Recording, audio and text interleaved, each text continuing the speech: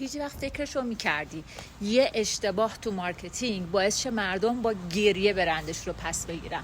داستان چیه؟ الان میگم. کوکاکولا اون موقع میخواست با پپسی که رقیبش بود مبارزه کنه. گفت چیکار کنم نکنم بیام کل فرمولمو تغییر بدم.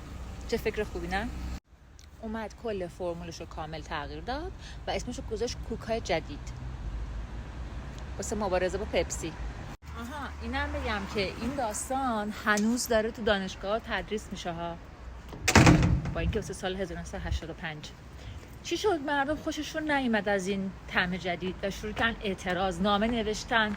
خلاصه بعد همه این داستانا مردم رفتن اعتراض کردن و حرف اصلیشون هم این بود که شما خاطرات بچگی ما رو از ما دزدیدین، بعد همون فرمول قدیمی رو برگردونین. کوکاکولا اومد بی خیال این نیو کوکا شد و همون فرمول قدیمی رو برگردوند و دیگه هم اشتباه تکرار نکرد. البته که توی دنیای مارکتینگ از این اشتباهات زیاده، هممون داشتیم. حالا شما تو کارتون تا حالا چه اشتباهی داشتید؟ بگید بعدا منم میگم.